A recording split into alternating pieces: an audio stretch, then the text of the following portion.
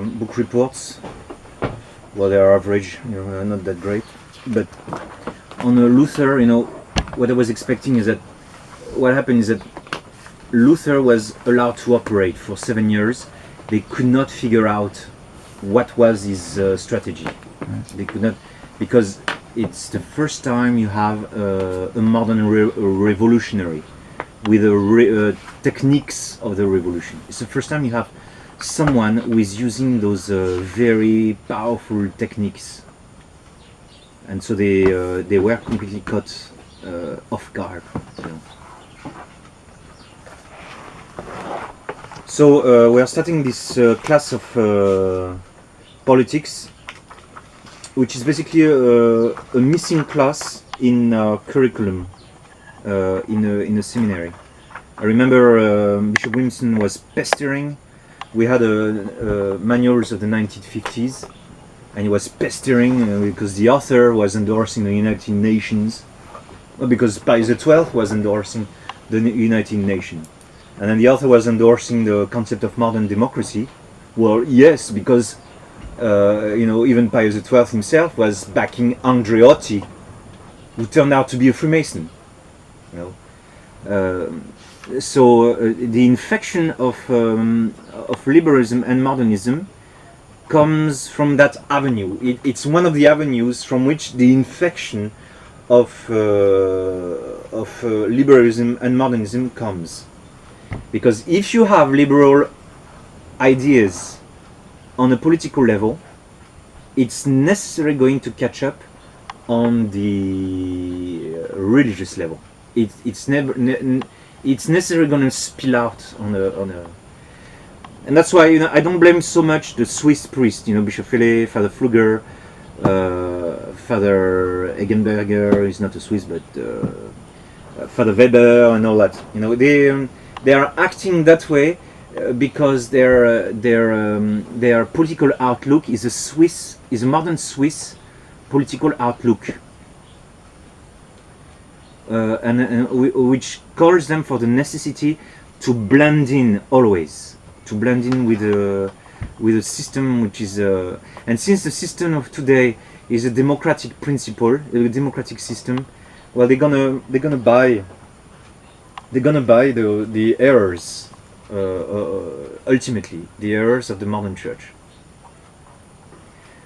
And so it's important also as a priest that you train the man on a political level, because you see, a woman has a duty of state. It's the home. That's a woman's area of operation is the home, and then we need Catholic homes. If a woman doesn't do her job, we die. I mean, we are finished. But the area of operation of a man is the city. The city in the philosophical sense. The city is the political community. Man is a social animal, and so necessarily we unite politically. Like all four of us in this room, we are constituting a political union. Yeah, I'm not of your family, we are of 3 different races and cultures. And so, but we are here for political reason. Political in a philosophical sense, I mean. Because political is a dirty word today. And it's dirty because politics of today are dirty. But there is the original philosophical meaning of the term, which is not dirty, which is clean. We are here because we are human beings, and we need each other assistance. What you are providing to me, I cannot provide. What I'm providing to you, you cannot provide. And that's why we are here, because we need to serve a common good.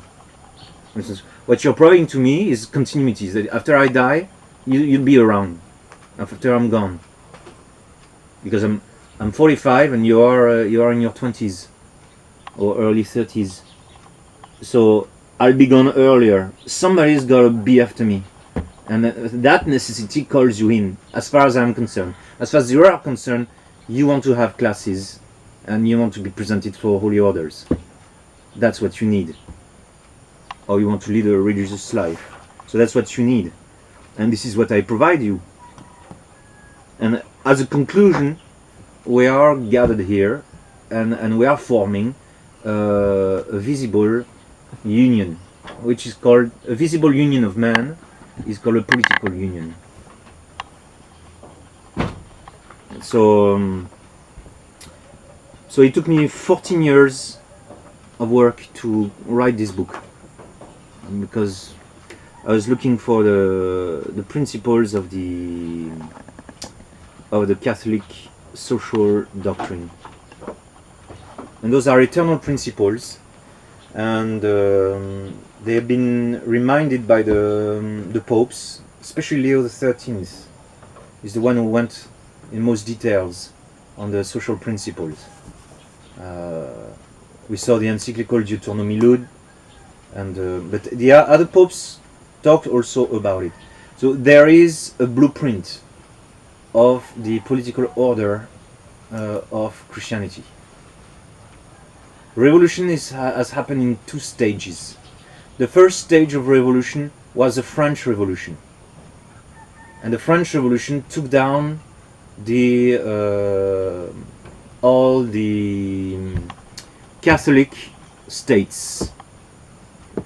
They were starting to disintegrate already, but the French Revolution is that moment in history where where our Lord Jesus Christ is thrown out. Is thrown out of the city. And Archbishop Lefebvre said, "We do not accept Christ to be uncrowned." You understand? It's unacceptable. Our Lord has prophesied this in the Gospel. The wicked servant will come and they will say, "Nolumus unc regnare." We refuse Christ to reign over us. There's a refusal. That's the modern age. The modern age is this refusal. Those are the two beasts of the Apocalypse who violently and bloodily threw out this order of things, and they have this and they carry. It's in the text of the Apocalypse. They carry a new order, and that new order is called the Great Babylon. That's the order that is reigning everywhere now. So I was in Bangkok. Bangkok is a huge city, enormous, like the other huge megapolis. And Bangkok is ruled by Mammon. They are worshipping money.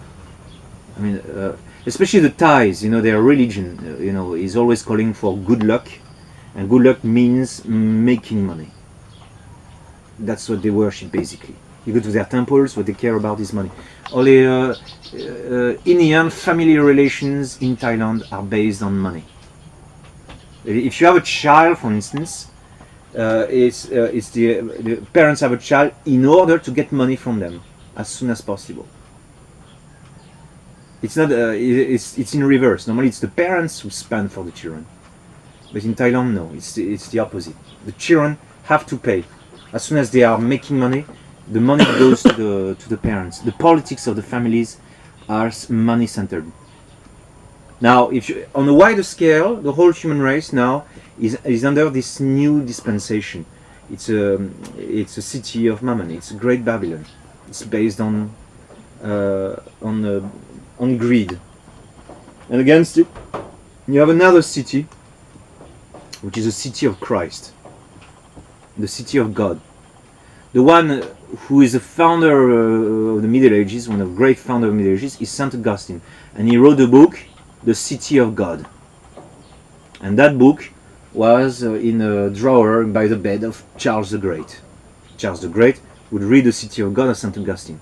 And he, as an emperor, would apply the principles taught by Saint Augustine in the City of God.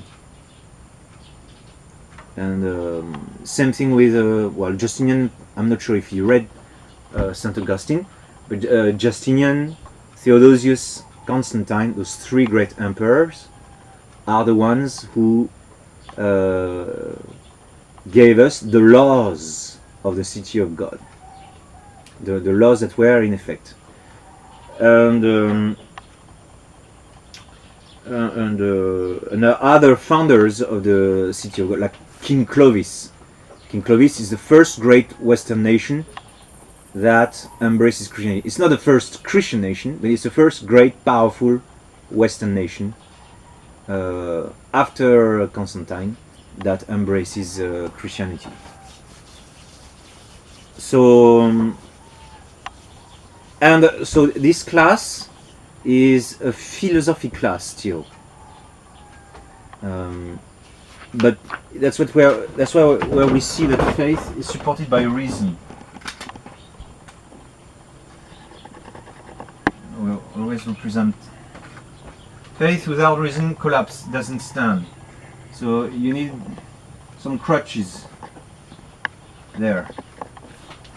So I'm giving you this class there, but the light of faith will be always appearing.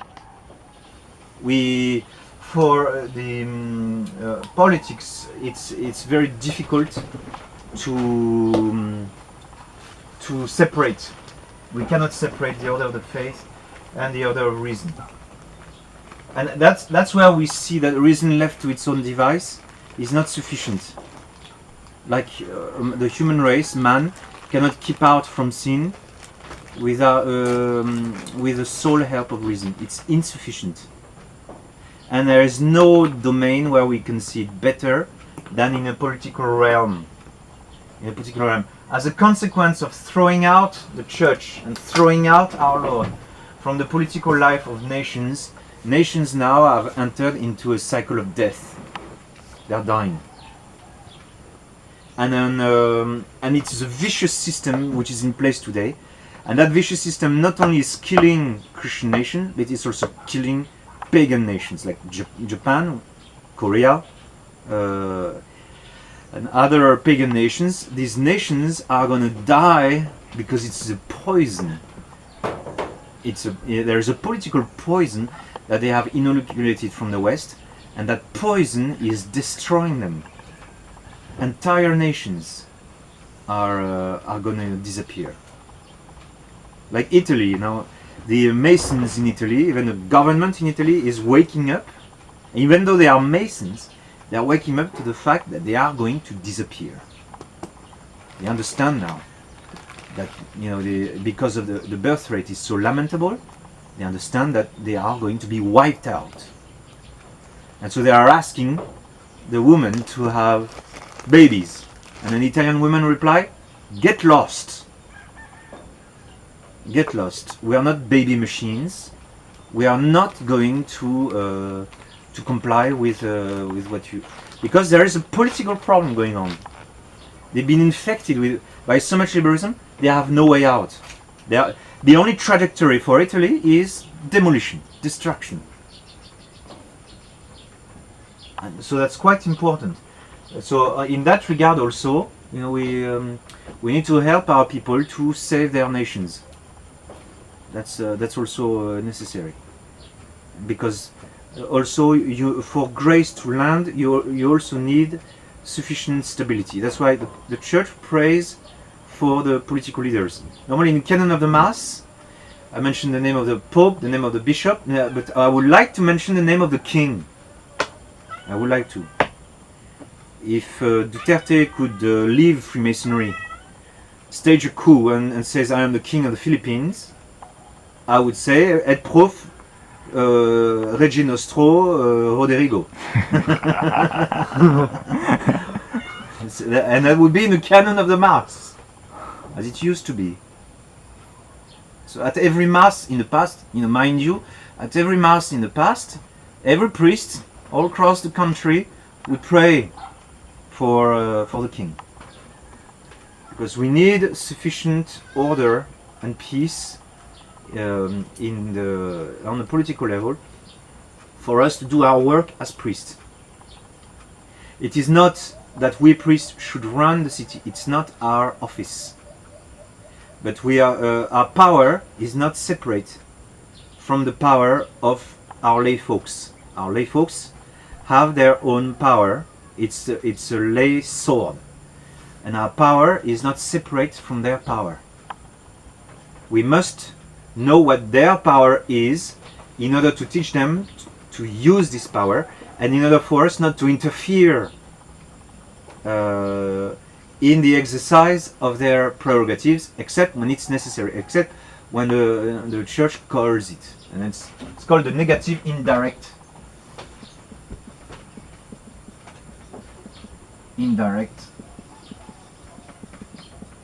political power of the church. The church has a political power over the office of the lay sword, but it's only negative that if there is a problem, and it's indirect. That is, we do